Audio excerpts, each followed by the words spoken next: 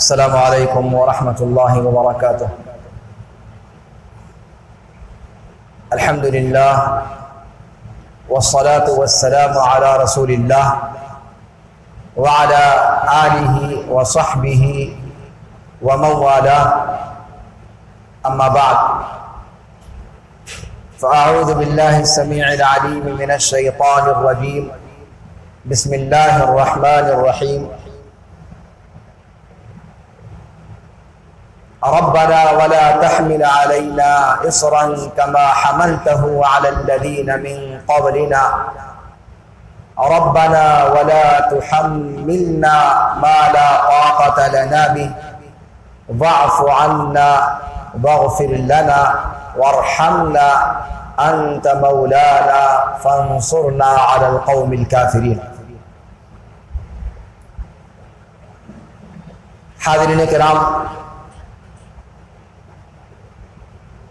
اللہ رب العالمین کا شکر اور احسان ہے کہ آج آپ کے درمیان حاضر ہونے کا موقع ملا اور آپ کے سامنے کچھ باتیں پیش کرنے کا یہ سنہری موقع اللہ رب العالمین نے عنایت فرمایا۔ میں سوچ ہی رہا تھا کہ کیا موضوع مناسب رہے گا۔ قرآن کریم کی ان آیات کی تلاوت سن کر ایک مزاج بن گیا اور مناسب لگا کہ جو آیتیں پڑھی گئی ہیں انہی میں سے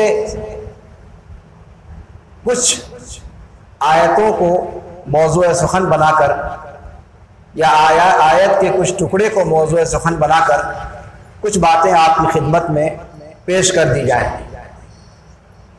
مناسبت بھی ہے کہ ہم اور آپ ذی الحجہ کے مہینے میں ہیں۔ ابراہیم علیہ السلام کی سیرت اور ان کے قصے لگاتار ہماری سماعتوں سے ٹکراتے رہے ہیں۔ اس پورے مہینے ہم نے ابراہیم علیہ السلام کی سنت اور سیرت کے مختلف پہلوؤں کو دیکھا ہے۔ ابراہیم علیہ السلام کی پوری زندگی آزمائشوں سے عبارت رہی ہے اور ان آزمائشوں میں کھرا اترنا یہی ابراہیم علیہ السلام کی پہچان رہی ہے۔ وَإِذِ ابْتَلَىٰ إِبْرَاهِيمَ رَبُّهُ بِكَلِمَاتٍ فَأَتَمَّهُنَّ۔ ابراہیم علیہ السلام کا قرآن نے کمال ہی یہ بتلایا کہ انہیں مبتلا اللہ رب العالمین نے کیا اور وہ اس ابتلا میں کامیاب اور کامران اترے۔ جو آیتیں ابھی آپ کے سامنے پڑھی گئی ہیں ان میں یہ وہ آیتیں ہیں۔ سب سے پہلے تھوڑا سا ان آیتوں کے سیاق پر آپ کے سامنے گفتگو رکھ دوں۔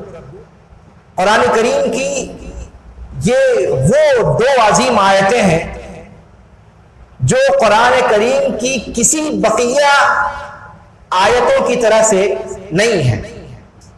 قرآن کریم مکمل کا مکمل اللہ کے رسول صلی اللہ علیہ وسلم پر اس دنیا میں اترا، اس سرزمین پر اترا، چاہے وہ مکے کی سرزمین ہو یا مدینے کی سرزمین ہو۔ لیکن یہ جو دو آیتیں آپ کے سامنے ابھی پڑھی گئی ہیں یہ تنہا اکلوتی ایسی آیتیں ہیں پورے قرآن ایک مجید کے اندر کہ جو زمین پر نہیں اتری۔ یہ وہ دو عظیم آیتیں ہیں جنہیں اللہ رب العالمین نے اپنے نبی مکرم صلی اللہ علیہ وسلم کو اپنے یہاں بلا کر اور خاص تحفے کی شکل میں آپ صلی اللہ علیہ وسلم کو عطا فرمایا تھا۔ تو ان دو آیتوں کا مقام قرآن کی بقیہ تمام آیات سے اس اعتبار سے الگ ہے۔ یہ اللہ کے رسول صلی اللہ علیہ وسلم کا خاص تحفہ ہے۔ جب آپ کے یہاں کوئی مہمان آتا ہے آپ اس کو رخصت کرتے وقت کچھ ہدیہ تحفہ دیتے ہیں اور ہدیہ تحفہ ایسا دیتے ہیں جو اس کے لیے یادگار رہے۔ تو ہم اور آپ جب اس طریقے سے کرتے ہیں، اللہ رب العالمین نے رسول پاک صلی اللہ علیہ وسلم کو اپنے یہاں بلایا پوری کائنات میں آدم علیہ السلام سے لے کر قیامت کی صبح تک کسی کو یہ مقام اللہ رب العالمین نے نہیں عطا فرمایا کہ اس کو اس دنیا سے اپنے پاس بلایا ہو۔ معراج کا قصہ ہم سبھی لوگ جانتے ہیں، اللہ کے رسول صلی اللہ علیہ وسلم کی خصوصیات میں سے ہے جو کسی بھی نبی کو، کسی بھی رسول کو عطا نہیں کیا گیا۔ اس عظیم الشان واقعے اور قصے کے اندر جو تفصیلات ہیں ان میں یہ چیز ذکر کی گئی ہے کہ یہ دو آیتیں اللہ کے رسول صلی اللہ علیہ وسلم کو اللہ رب العالمین نے خاص طور پر وہاں پر تحفے کی شکل میں عطا فرمایا۔ تو یہ دو آیتیں اس اعتبار سے نہایت اہمیت کی حامل ہیں، اور یہاں سے ایک اور پہلو اس کا آپ سمجھیں کہ قرآن کی یہ دو آیتیں ہیں، ان کی فضیلت اللہ کے رسول صلی اللہ علیہ وسلم نے جو بتلائی ہے وہ کسی آیت کی فضیلت ذکر نہیں کی گئی ہے۔ یعنی آیت الکرسی اور ان دو آیتوں کو اگر چھوڑ دیا جائے، بطور سورت تو سورہ فاتحہ کا جو مقام ہے وہ ہے، لیکن آیتوں کے اعتبار سے آیت الکرسی اور یہ سورہ بقرہ کی آخر کی دو آیتیں، ان کا مقام و مرتبہ سب سے بلند ہے۔ اللہ کے رسول صلی اللہ علیہ وسلم کی صحیح حدیث ہے کہ جو بندہ رات کو سوتے وقت ان دو آیتوں کی تلاوت کر کے سوتا ہے، ہر بلا اور ہر مصیبت اور ہر حادثے سے اس کے لیے یہ دو آیتیں کفایت کر جاتی ہیں۔ من قرأہما فی لیلۃ کفاتاہ او کما قال صلی اللہ علیہ وسلم، کہ جو ان دو آیتوں کو پڑھ کر کے سوتا ہے رات میں، ہر بلا، ہر مصیبت، ہر شر سے یہ دو آیتیں اس کے لیے کفایت ہو جاتی ہیں۔ چاہے وہ شر انسان کی طرف سے آنے والا ہو، چاہے وہ شر جنات کی طرف سے آنے والا ہو، چاہے وہ شر جادو ٹونے کی شکل میں آنے والا ہو، چاہے وہ شر کسی بھی جانب سے آنے والا ہو، کسی موذی جانور کی طرف سے، سانپ اور بچھو حشرات الارض کی طرف سے آنے والا ہو، ہر طرف سے جو آنے والی مصیبتیں بپتائیں ہیں ان تمام کی طرف سے یہ دو آیتیں کفایت کر جاتی ہیں۔ یہ ان دو آیتوں کی اللہ کے رسول صلی اللہ علیہ وسلم نے فضیلت بیان فرمائی۔ اس پر اگر گفتگو کروں گا تو بات لمبی ہو جائے گی، میں صرف اس ٹکڑے پر گفتگو کرنا چاہتا ہوں جس کو میں نے تلاوت کیا ہے۔ ان دو آیتوں کو قرآن کریم کی عبد المتین نے پڑھ کر کے ایک الگ ہی رخ مجھے دے دیا گفتگو کرنے کا۔ اس میں اچھا ایک چیز اور میں یہاں پر ذکر کر دوں کہ اس میں شروعات ہوتی ہے آمن الرسول بما انزل الیہ من ربہ والمؤمنون کل آمن باللہ وملائکتہ وکتبہ ورسلہ، یعنی ہر بندہ مومن، کر ڈالوں اس کی تفسیر ہی کر ڈالوں، کوئی حرج نہیں ہے، بات کچھ لمبی ہو جائے گی۔ تو اس میں غور کیجیے آپ کہ پہلی آیت میں کیا کہا گیا، آمن الرسول بما انزل الیہ من ربہ والمؤمنون کل آمن باللہ وملائکتہ وکتبہ ورسلہ لا نفرق بین احد من رسلہ وقالوا سمعنا واطعنا غفرانک ربنا والیک المصیر۔ یہاں مسئلہ یہ چیز ہے، غور کرنے کی بات ہے کہ جب اللہ کے رسول صلی اللہ علیہ وسلم نے ان دونوں آیتوں کو اپنی امت سے کہا کہ اپنی امت کے ہر فرد کو چاہیے کہ وہ رات کو ان دونوں آیتوں کو پڑھ کر کے سوئے، کیوں کہا؟ غور کرنے کی چیز ہے یا نہیں؟ قرآن کریم کے اندر بے شمار آیات ہیں، 6000 سے زائد آیات ہیں۔ ان آیتوں میں سے ان دو آیتوں کے پڑھنے کی تلقین کی اور فرمایا کہ یہ دو آیتیں اگر بندہ مومن پڑھ کر سوتا ہے تو اس کے لیے ہر چیز سے کفایت ہے۔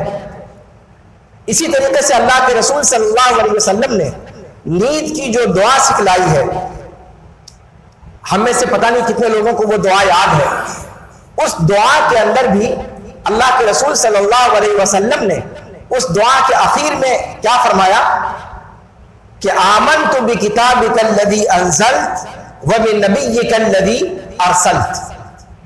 دعا لمبی ہے، بسمک ربی وضعت جنبی وبک ارفعها، یہ دعا اللہ کے رسول صلی اللہ علیہ وسلم نے سکھلائی۔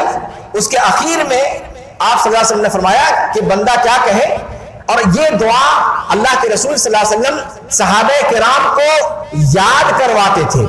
دھیان دیجئے گا, یاد کرواتے تھے, یعنی اللہ کے رسول صلی اللہ علیہ وسلم ان دعاؤں کے الفاظ پر توجہ کرتے تھے.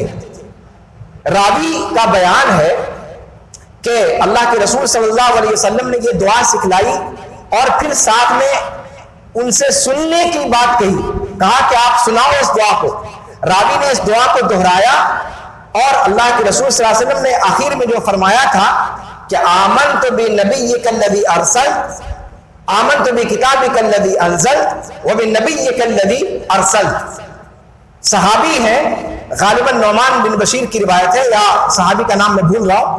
تو راوی کہتے ہیں کہ جب میں نے اس دعا کو دہرایا تو میں نے اللہ کے رسول صلی اللہ علیہ وسلم سے کہا کہ آمنت بکتابک الذی انزلت وبرسولک الذی ارسلت. اللہ کے رسول صلی اللہ علیہ وسلم نے کہا کہ ٹھہر جاؤ, ویسے ہی پڑھو جیسے میں نے پڑھایا. پھر آپ صلی اللہ علیہ وسلم نے صحابی کو روک کر کے کہا کہ کہو آمنت بکتابک الذی انزلت وبنبیک الذی ارسلت. یہاں پر اللہ کے رسول صلی اللہ علیہ وسلم صحابہ کرام کو رضوان اللہ علیہم اجمعین کس اہتمام کے ساتھ ان دعاؤں کو یاد کرواتے تھے, اس کا ہمیں پتہ چلتا ہے. اور ہمارے سماج کے اندر, آج ہمارے معاشرے کے اندر ان دعاؤں کا کیا مقام ہے, کتنے لوگ اس طرح کی دعاؤں کا اہتمام کرتے ہیں, ہم اور آپ اچھی طریقے سے سمجھ سکتے ہیں.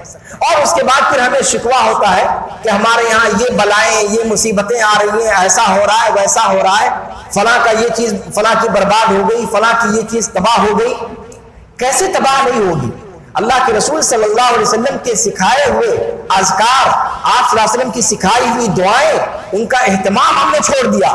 تو جب ہم نے ان کا اہتمام چھوڑ دیا, اللہ رب العالمین کی طرف سے جو ہماری نگرانی پر متعین فرشتے تھے وہ ہماری نگرانی پر رہے ہی نہیں, تو پھر ظاہر سی بات ہے کھلا میدان ہے, کوئی بھی آ کر کے اٹیک کر سکتا ہے.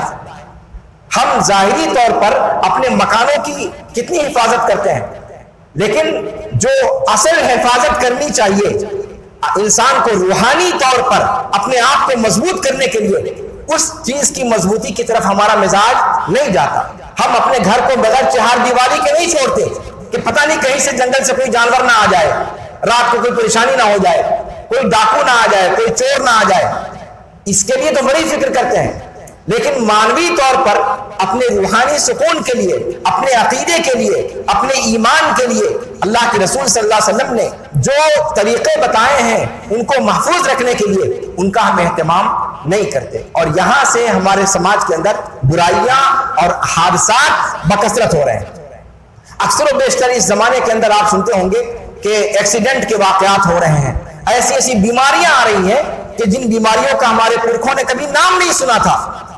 اچانک آن کی آن میں بیماری آتی ہے اور وہ آدمی اس دنیا کو سدھار جاتا ہے. آج ہمارے درمیان بھلا چنگا ہے, ہمارے ساتھ ہوٹل میں بیٹھ کر چائے پی ہے, ہمارے ساتھ گفتگو میں شریک ہے, اگلی نماز کے وقت میں پتا چلا کہ صاحب وہ اس دنیا سے جا چکا ہے. اس طریقے کی اچانک موتیں, یہ اللہ کے رسول صلی اللہ علیہ وسلم نے اس کے بارے میں بتلا دیا ہے, پیشین گوئی کر دی ہے کہ قرب قیامت میں کثرت کے ساتھ اموات ہوں گی, کثرت کے ساتھ حادثات ہوں گے. یہ ساری باتیں پیشین گوئی کے مطابق اللہ کے رسول صلی اللہ علیہ وسلم نے جیسے بتلائی تھی ویسے ہو رہی ہیں. لیکن اہل ایمان کو اللہ کے رسول صلی اللہ علیہ وسلم نے دفاع کا طریقہ بھی بتایا, لیکن ہم نے اس کو چھوڑ دیا. اس پر گفتگو اگر کی جائے گی تو بات بھی دوسری طرف چلی جائے گی. تو اللہ کے رسول صلی اللہ علیہ وسلم نے سونے کی جو دعا بتلائی اس میں آخر میں فرمایا آمنت بکتابک الذی انزلت وبنبیک الذی ارسلت. اس دعا کے اندر کہنا یہ تھا کہ دیکھیے ان دو آیتوں میں جس مضمون کو قرآن نے بیان کیا ہے, اسی مضمون کو اللہ کے رسول صلی اللہ علیہ وسلم نے اپنی پیاری دعا میں سونے کے وقت میں جو پڑھنے کی دعا ہے اس کے اندر آپ صلی اللہ علیہ وسلم نے اسی کو شامل کر لیا. جب آپ کہتے ہیں آمن الرسول بما انزل الیہ من ربہ والمؤمنون کل آمن باللہ وملائکتہ وکتبہ ورسلہ لا نفرق بین احد من رسلہ وقالوا سمعنا واطعنا غفرانک ربنا والیک المصیر. آپ صلی اللہ علیہ وسلم نے آمنت بکتابک الذی انزلت وبنبیک الذی ارسلت کہہ کر کے ان سارے مضمون کو اپنے اس دو جملے کے اندر سمیٹ لیا. یعنی بندہ اقرار کرتے ہوئے اپنے بستر پہ جاتا ہے کہ اے اللہ میں تیری کتاب جو تو نے اتاری ہے اس کتاب پر ایمان لاتا ہوں اور تیرے نبی پر ایمان لاتا ہوں جس نبی کو تو نے بھیجا ہے. یہاں غور کیجئے گا کہ عربی زبان کی جامعیت اور ایجاز کتنا زیادہ عربی زبان کے اندر ہے. قرآن نے کیا کہا؟ آمن الرسول بما انزل الیہ، رسول مکرم صلی اللہ علیہ وسلم ایمان لاتے ہیں، یعنی خود رسول ایمان لاتے ہیں. رسول کو کہا گیا کہ آپ خود اس بات کا اقرار کریں، حالانکہ رسول پاک صلی اللہ علیہ وسلم کو اس بات کے کہنے کی حاجت نہیں تھی. آپ صلی اللہ علیہ وسلم اگر مومن نہیں تو پھر کون مومن ہے؟ لیکن اس کے باوجود اس ایمان کی تجدید کروائی گئی.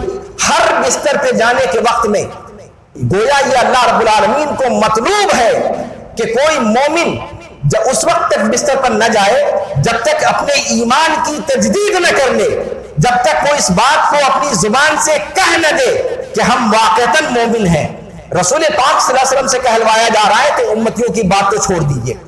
آمن الرسول بما انزل الیہ من ربہ والمؤمنون کل یعنی رسول بھی اس بات پر ایمان لاتے ہیں اور سارے مومنین بھی اس بات پر ایمان لاتے ہیں. کس چیز پر؟ کل آمن باللہ وملائکتہ وکتبہ ورسلہ، اللہ پر، اللہ کی کتابوں پر، اللہ کے رسولوں پر، اللہ کے فرشتوں پر، یہ سارے کے سارے لوگ ایمان لاتے ہیں. آپ صلی اللہ علیہ وسلم نے جو فرمایا آمنت بکتابک الذی انزل، تو یہاں پر سونے والا گویا اس بات کا اقرار کرتا ہے کہ اے اللہ میں نے جو تیری کتاب ہے جو تو نے اتاری ہے اس کتاب پر میں ایمان رکھتا ہوں. لیکن یہاں پر شارحین کہتے ہیں، عمدۃ القاری کے اندر امام بدر الدین عینی حنفی انہوں نے بھی اس چیز کو، اس نقطے کی طرف اشارہ کیا ہے کہ یہاں پر مفرد مضاف ہے معرفہ کی طرف، ضمیر کی طرف، اور جب مفرد ضمیر کی طرف مضاف ہوتا ہے تو وہ جنس کا معنی دیتا ہے، عام معنی دیتا ہے. تو معنی کیا ہو گیا؟ لفظی معنی یہ ہوا کتاب، ایک کتاب کو کہا جاتا ہے، لیکن جب کتابک کہا گیا آمنت بکتابک الذی انزل، میں تیری اس کتاب پر ایمان لایا جو تو نے اتاری ہے. اب یہاں پر کاف کی ضمیر کی طرف اس کو مضاف کر دینے کی وجہ سے اس کے اندر جتنی کتابیں اللہ رب العالمین نے آسمان سے اتاری ہیں وہ ساری کی ساری کتابیں اس کے اندر شامل ہو گئی. لفظ میں یہ ایک ہے لیکن معنی کے اعتبار سے قرآن کریم کے علاوہ جتنی بھی کتابیں اللہ رب العالمین نے جس بھی رسول پر اتاری ہیں ان تمام کتابوں کو یہ کتاب کا لفظ شامل ہو گیا، جنس کا معنی اس کے اندر آ گیا. تو گویا ایک بندہ مومن جب سونے کے وقت کہتا ہے آمنت بکتابک الذی انزل، اے اللہ میں تیری کتابوں پر ایمان لاتا ہوں جو تو نے اتاری ہے، یعنی صرف قرآن پر نہیں، صرف قرآن پر نہیں، ایک مومن سے مطالبہ صرف قرآن پر ایمان کا نہیں ہے، جتنی کتابیں اللہ رب العالمین نے اتاری ہیں کسی بھی رسول پر، چاہے پھر وہ تورات ہو، چاہے پھر وہ زبور ہو، چاہے پھر وہ انجیل ہو، چاہے پھر وہ صحف ابراہیم ہو، چاہے پھر وہ صحف موسیٰ ہو، چاہے پھر وہ ان رسولوں کے اوپر اتری ہوئی کتابیں ہوں جن کا ذکر قرآن نے نام لے کر کے نہیں کیا ہے. اس لیے کہ آپ جانتے ہیں کہ قرآن کریم نے سارے رسولوں کا تذکرہ نہیں کیا ہے.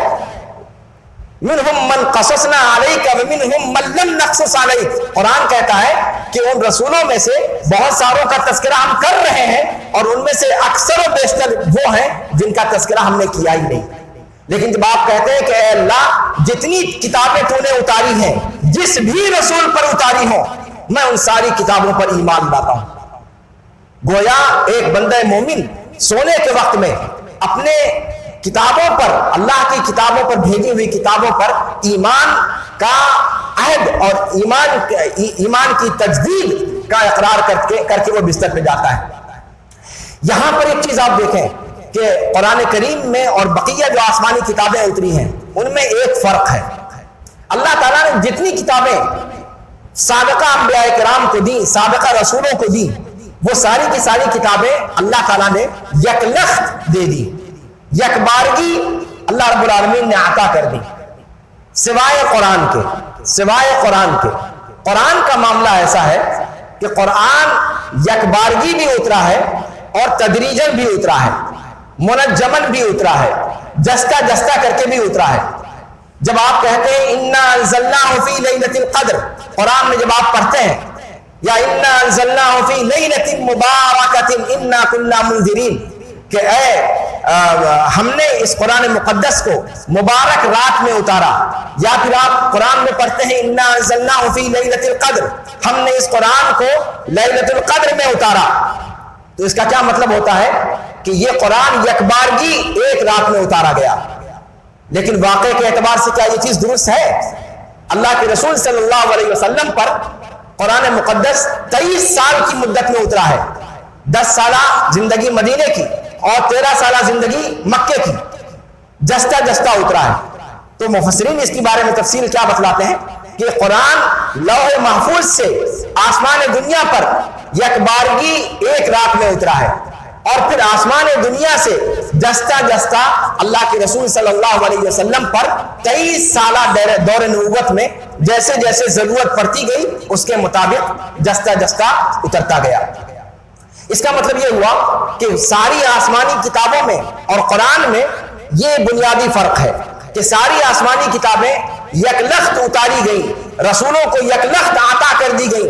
موسیٰ علیہ السلام کو بلایا کوہ طور پر، اور ساری تختیاں جو تورات کی تعلیمات پر مشتمل تھی اللہ رب العالمین نے براہ راست ہینڈ اوور کر دی موسیٰ علیہ السلام کو. قرآن نے کہا ہے، قرآن کے اندر یہ واقعہ مذکور ہے.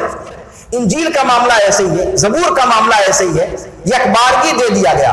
لیکن قرآن آپ صلی اللہ علیہ وسلم پر 23 سالہ دور نبوت میں جستا جستا اترا، اور یکبارگی بھی اترا، یکبارگی لوح محفوظ سے آسمان دنیا پر.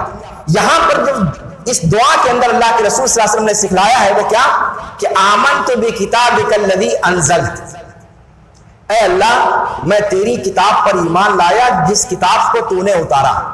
اب دھیان دیجئے گا، قرآن کو جب ہم دیکھتے ہیں قرآن مقدس کے اندر، تو قرآن کے اتارنے کے لیے اللہ رب العالمین نے 2 طریقے سے بات کی ہے. کہیں قرآن کہتا ہے انا انزلناہ فی لیلۃ القدر، اور کہیں کہتا ہے وَنَزَّلْنَا عَلَيْكَ الْكِتَابَ تِبْيَانًا لِكُلِّ شَيْءٍ. کہیں انزلنا کی تعبیر ہے اور کہیں نزلنا کی تعبیر ہے. کہیں وَإِنَّهُ لَتَنزِيلُ رَبِّ الْعَالَمِينَ نَزَلَ بِهِ الرُّوحُ الْأَمِينُ. کہیں قرآن نے نزول کہا ہے، کہیں تنزیل کہا ہے. مفسرین اس بات کو بتلاتے ہیں کہ جہاں پر نزول کہا ہے وہاں یکبارگی اتارنا مقصد ہے، اور جہاں تنزیل کہا ہے وہاں جستا جستا اتارنا مقصود ہے. تو قرآن مقدس کو کے لیے انزال اور تنزیل دونوں صیغے قرآن کے لیے استعمال کیے گئے، لیکن بقیہ کتابوں کے لیے صرف انزال کی تعبیر آئی، تنزیل کی تعبیر نہیں آئی.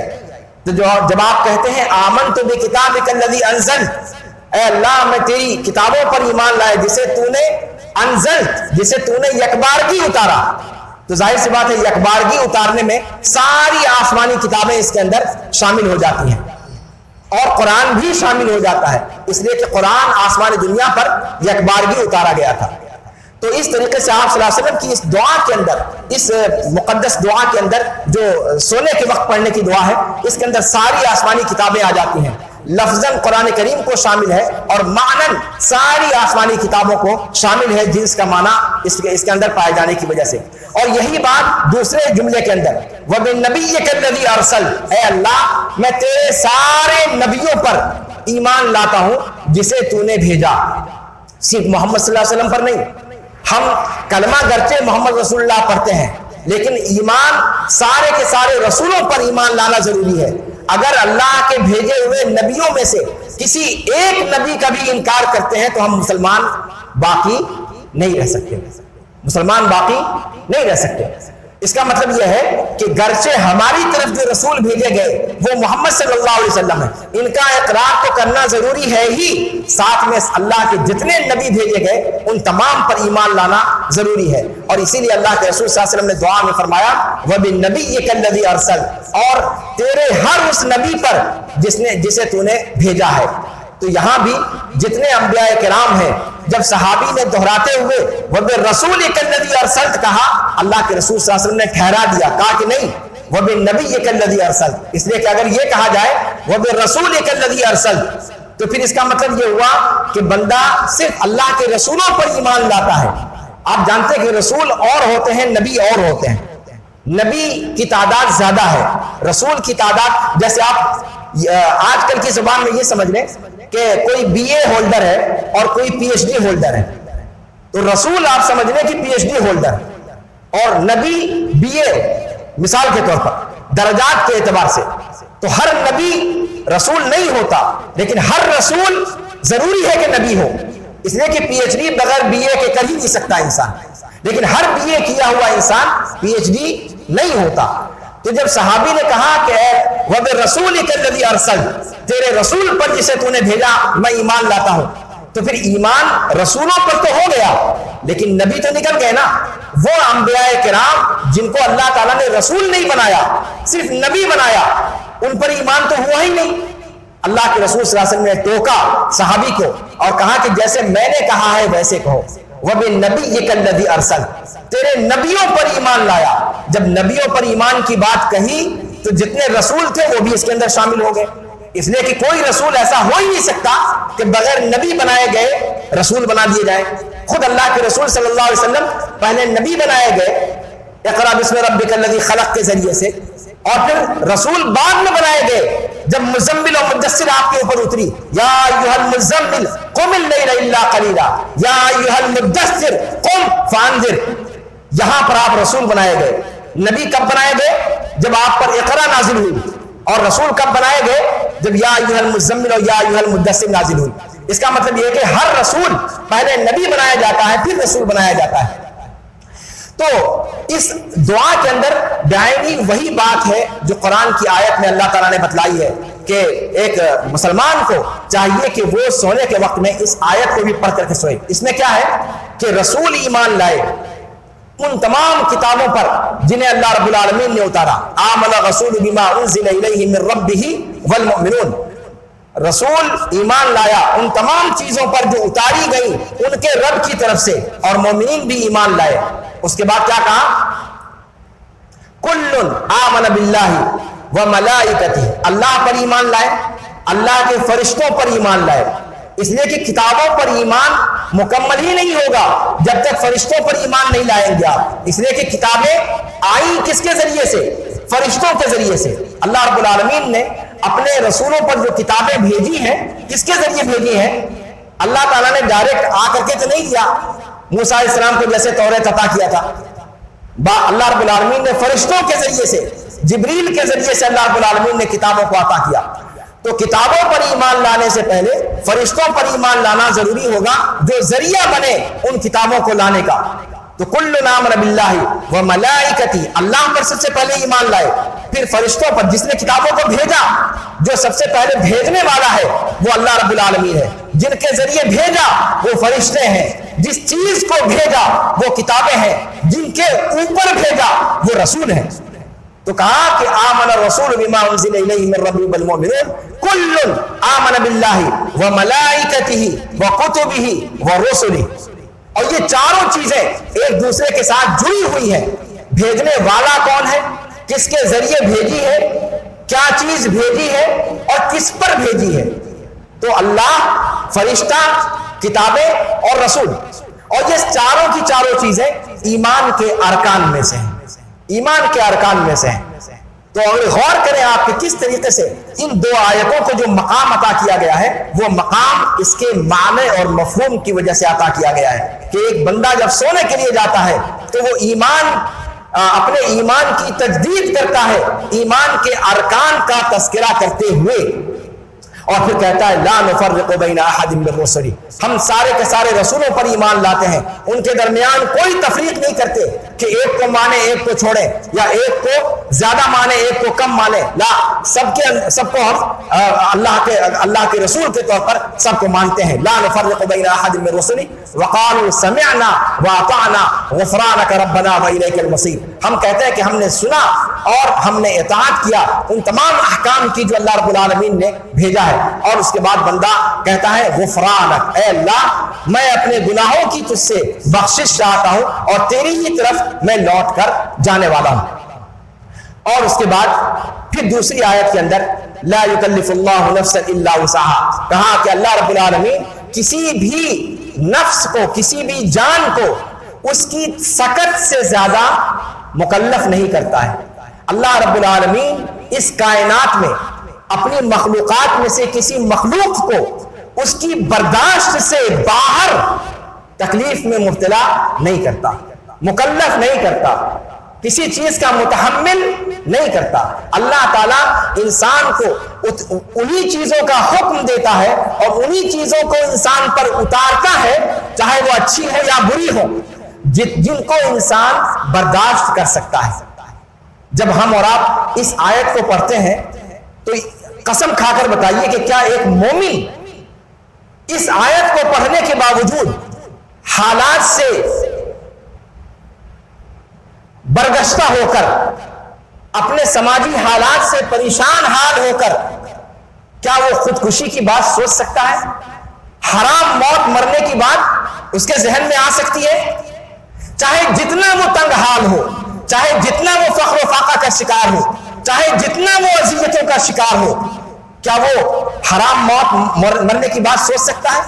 جو ہر رات کو یہ آیت پڑھے کہ لا یکلف اللہ نفسا الا وسعها، جس کا یہ عقیدہ ہو کہ اللہ تعالیٰ کسی بھی انسان کو اس کی برداشت سے زیادہ نہیں آزماتا، جس کا یہ عقیدہ ہوگا وہ حرام موت مرنے کے بارے میں کبھی سوچے گا؟ کبھی نہیں سوچے گا۔ تو ایک مومن کو اس چیز کا عقیدہ ہونا چاہیے کہ اس دنیا کے اندر حالات آتے ہیں، کبھی نرم کبھی گرم، کبھی سرد کبھی خوشی کبھی غمی، کبھی انسان ہرا بھرا رہتا ہے، کبھی پتجھڑ۔ اس دنیا کے موسم کی طرح سے اس دنیا کے اندر موسم یکساں کبھی نہیں رہتا، کبھی خزاں ہے تو کبھی بہار ہے۔ ویسے انسان کی زندگی کبھی وہ خزاں کا شکار ہوتی ہے، کبھی اس پر بہار آتی ہے۔ مصیبت یہ ہے کہ جب بہار آتی ہے تب تو ہم خود واہ واہی کرتے ہیں، لیکن جب خزاں آتی ہے تو پریشان ہو جاتے ہیں۔ لیکن وہ بندہ پریشان نہیں ہو سکتا جو اس آیت کے مضمون کو سمجھے۔ کہا لا یکلف اللہ نفسا الا وسعها۔ اللہ رب العالمین کسی بھی نفس کو، چاہے وہ مومن ہو چاہے وہ کافر ہو، اللہ رب العالمین نے کہا لا یکلف اللہ نفسا، یہ نہیں کہا مومن کو، مومن ہو یا کافر ہو، کوئی بھی نفس ہو، اللہ رب العالمین اس کی برداشت سے زیادہ نہیں اس کو مکلف کرتا ہے۔ لا یکلف اللہ نفسا الا وسعها لها ما کسبت وعلیہا ما اکتسبت۔ جو کچھ اس نے اپنے حق میں اچھائی کی وہ اس کے لیے ہے، اور جو کچھ اس نے برائی کمائی وہ اس کے خلاف جائے گی۔ جو اس نے اچھا کیا وہ بھی اس کے لیے، جو اس نے برا کیا وہ بھی اپنا اس کا کیا دھرا ہے۔ اللہ رب العالمین کی طرف سے کوئی اس پر مسلط کی ہوئی چیز نہیں ہے۔ لہا ما کسبت، اس کے حق میں ہے۔ لام اور علا یہ عربی زبان کے اندر دو حروف ہیں، حروف جر۔ لہا کہا جاتا ہے جہاں منفعت کا پہلو ہوتا ہے، جہاں تملیک کا معاملہ ہوتا ہے، اور علا وہاں استعمال کیا جاتا ہے جہاں ضرر کا پہلو ہوتا ہے، جہاں نقصان کی بات ہوتی ہے۔ کہا لہا ما کسبت، جو کچھ بندے نے کمائی کی، جو اچھی چیزیں بھیجی، اس کا بدلہ وہ اس بدلے کا مستحق ہے، وہ اس کا مالک ہے، وہ اس کو مل کر رہے گا۔ وعلیہا ما اکتسبت، اور جو بری چیزیں بتکلف اس نے کی، اس کا وزر، اس کا بوجھ، اس کا گناہ، اس کا عذاب، وہ بھی اس کا اور اس کی اپنی کمائی کا اس کو بھگتنا پڑے گا۔ لہا ما کسبت وعلیہا ما اکتسبت۔ اس کے بعد اللہ کے رسول اللہ رب العالمین نے اس آیت کے بقیہ ٹکڑے میں دعا سکھلائی ہے، بہت پیاری سی دعا ہے۔ اور یہ دو آیتیں آج ہم یہاں سے اس بات کا عہد کر کے اٹھیں کہ یہ دونوں آیتیں ہم یاد کریں گے، اور یاد کرنے کے بعد اپنے بچوں کو بھی یاد کرائیں گے، اپنی بیویوں کو، اپنی بہنوں کو، اپنی بیٹیوں کو، اپنے گھر کے اندر بڑی بوڑھیوں کو، سب کو یاد کرائیں گے۔ اور انشاءاللہ آج سے کوئی رات ایسی نہیں گزرے گی جو اس دعا کو، اس آیت کو پڑھے بغیر ہم میں سے کوئی بستر پہ جائے۔ اس بات کا عہد کریں۔ اس کے اندر اللہ رب العالمین نے آگے فرمایا ربنا لا تؤاخذنا ان نسینا او اخطانا، اے ہمارے رب ہمارا مواخذہ نہ کریو، ہم پر گرفت نہ کریو اگر بھول چوک سے ہم نے کچھ کر دیا یا غلطی سے ہم نے کچھ کر دیا۔ کتنی پیاری دعا ہے، کتنی پیاری دعا ہے۔ ہم میں سے ہر شخص سے غلطیاں ہوتی ہیں، ہر شخص سے گناہ ہوتا ہے، کوئی بندہ گناہ سے خالی نہیں ہے، لیکن بندے مومن اور غیر مومن میں فرق کیا ہے کہ وہ بندے مومن جو ہے جیسے ہی گناہ کرتا ہے وہ اللہ کی طرف رجوع ہو جاتا ہے، وہ اللہ رب العالمین سے توبہ تلہ کرنے لگتا ہے، وہ اللہ رب العالمین کی بارگاہ میں آ کر گر گرانے لگتا ہے، تضرع کے ساتھ، انکساری کے ساتھ اللہ رب العالمین کو خشوع و خضوع کے ساتھ وہ پکارنے لگتا ہے اور کہتا ہے ربنا لا تؤاخذنا ان نسینا او اخطانا، اے اللہ تو ہماری گرفت نہ کریو اگر ہم سے کوئی چیز بھولے میں ہو جائے یا اگر ہم کوئی غلطی کر بیٹھیں. ربنا لا تؤاخذنا ان نسینا او اخطانا ربنا ولا تحمل علينا اصرا كما حملته على الذين من قبلنا، اے اللہ ہمارے اوپر اس قسم کا بوجھ نہ ڈالیو جو ہم سے پہلے کے قوموں کے اوپر تو نے ڈالا ہے. آپ جانتے ہیں کہ یہود و نصارہ پر کس قدر سخت اللہ رب العالمین نے شریعت کے احکام اتارے تھے. ان لوگوں کے لیے ہم لوگ تو وضو کر کے چھٹی پا جاتے ہیں، ان لوگوں کو غسل کرنا پڑتا تھا. اگر نجاست لگ جائے تو کپڑے کو دھل کر کے پاک کرنے کا قانون ان کے ہاں موجود نہیں تھا، ان کے ہاں سختیاں تھیں. اللہ رب العالمین کے سخت احکام تھے اور یہ ان کی طبیعتوں کے اعتبار سے اللہ رب العالمین نے ان کو یہ احکام دیے تھے. اللہ رب العالمین ظلم نہیں کرتا. بہرحال لیکن امت محمدیہ یہ کمزور امت ہے. آپ جانتے ہیں کہ اللہ کے رسول صلی اللہ علیہ وسلم نے ایک حدیث میں فرمایا ہے کہ سابقہ امتوں کو کسی کو صبح سے لے کر کے ظہر تک کا ٹائم ملا کام کرنے کا، بقیہ قومیں آئیں ان کو ظہر سے لے کر کے عصر تک کا ٹائم ملا، اور ہم بچے امت محمدیہ ان کو کون سا ٹائم ملا؟ عصر سے لے کر کے مغرب تک کا ٹائم ملا. اب آپ بتائیے کہ فجر سے لے کر کے ظہر تک کا ٹائم کتنا ہوتا ہے اور ظہر سے لے کر کے عصر تک کا ٹائم کتنا ہوتا ہے اور عصر سے مغرب تک اس کے مقابلے میں ٹائم کتنا ہوتا ہے. آپ دیکھیں سب سے کم وقت امت محمدیہ کو دیا گیا ہے، سب سے کم پیریڈ. اس سے سابقہ امتوں کو کافی اوقات دیے گئے، لمبی لمبی عمریں عطا کی گئیں، ہزاروں ہزار سال کی ان کی عمریں ہوا کرتی تھی. اسی اعتبار سے اللہ رب العالمین نے ان کے یہاں سختیاں رکھی تھی. لیکن جب ہمیں ٹائم کم ملا تو اللہ رب العالمین نے ہمارے یہاں اجر زیادہ رکھ دیا. ایک رات کی عبادت 1000 رات کی عبادتوں سے بہتر ہے. خیر من الف شہر، 1000 مہینوں کی عبادت سے بہتر ہے. یہ چیز سابقہ امتوں میں نہیں تھی کہ ایک رات عبادت کیجئے اور 1000 مہینے کا ثواب پائیے. 1000 مہینہ شاید ہم لوگ جی بھی نہ پائیں. آج کل جو لوگ ان کی طبیعی عمر ہوتی ہے وہ شاید 60-70 میں لڑک جاتے ہیں، اور 1000 مہینے شاید جو حساب کرنے والے کہتے ہیں کہ شاید 80 سال سے اوپر جاتی ہے عمر، 82 سال یا اس سے زائد کی عمر بنتی ہے. بتائیے اگر کسی نے اپنی زندگی میں ایک بار اگر لیلۃ القدر منا لیا تو 82 سال کی عبادت تو اس کی ویسے ہی ہوگی. اگر ہر سال وہ عبادت کرتا رہا تو اس کا ثواب کتنا زیادہ ہوگا. بہرحال تو اللہ رب العالمین نے دعا سکھلائی کہ ربنا ولا تحمل علينا اصرا كما حملته على الذين من قبلنا، اے اللہ تو ہمارے اوپر اس قسم کے بوجھ کو نہ ڈالنا جو بوجھ اس سے پہلے کی امتوں پر تو نے ڈالا ہے. ربنا ولا تحملنا ما لا طاقت لنا به، حالانکہ اللہ تعالیٰ نے خود کہا پہلے کہ لا یکلف اللہ نفسا الا وسعها، اللہ تعالیٰ کسی کی سکت سے اوپر اس کو نہیں آزماتا. لیکن پھر یہاں پر بندوں کے ذریعے سے اس کو کہلوایا کہ بندے تم اپنی زبان سے اس چیز کو کہو کہ ربنا ولا تحملنا ما لا طاقت لنا به، اے اللہ تو ہمارے اوپر ایسا بوجھ نہ ڈالنا کہ جس کو ہم برداشت کرنے کی طاقت نہ رکھتے ہوں، جسے ہم پورا کر پانے کی سکت نہ رکھتے ہوں. ربنا ولا تحملنا ما لا طاقت لنا به واعف عنا. اور اس کے بعد پھر کہا کہ اس کے باوجود کہ تو نے جتنے ذمہ داری جتنی ہمارے اوپر ڈالی ہے، جو بوجھ ڈالا ہے وہ ایسا ہے کہ ہم برداشت کر سکتے ہیں، لیکن اس کے باوجود ہم نے اس میں کوتاہی کی اور کوتاہی یقینی ہے، تو اے اللہ ہمیں معاف فرما. واعف عنا، واعف عنا، ہماری مغفرت فرما، ہماری معافی فرما. واعف عنا واغفر لنا، اور ہماری مغفرت فرما. مغفرت فرما، معاف کر دے، پہلی بات کہی، پھر کہا مغفرت فرما. کیا دونوں ایک چیز ہے یا دونوں الگ الگ چیزیں ہیں؟ پہلے ہم نے کہا اے اللہ تو ہمیں معاف کر دو، پھر کہا اے اللہ تو ہماری مغفرت کر دے. تو مغفرت کرنا، بخش دینا، عام طور سے اردو میں ہم یہی بولتے ہیں. تو معاف کرنا بھی وہی ہے اور بخشنا بھی وہی ہے. تو پھر اللہ تعالیٰ نے یہ دو الفاظ کیوں استعمال کیے اگر دونوں ایک ہی معنی میں ہے تو؟ واعف عنا پہلے کہا، پھر کہا واغفر لنا، اور پھر اس پر بس نہیں کیا، پھر آگے کہا وارحمنا، ہمارے اوپر رحم فرما. کیا ہے ان تینوں لفظوں میں نسبت؟ تین ورڈز کیوں استعمال کیے گئے؟ پہلے اللہ رب العالمین سے کہا اے اللہ معاف کر دے، پھر کہا اے اللہ مغفرت فرما، پھر کہا اے اللہ رحم فرما. مفسرین اس سلسلے میں ذکر کرتے ہیں کہ عربی زبان کے اندر یہ سارے الفاظ الگ الگ معانی پر دلالت کرتے ہیں. ابھی اگر اس کی تفصیل میں جاؤں گا تو بات زیادہ لمبی ہو جائے گی.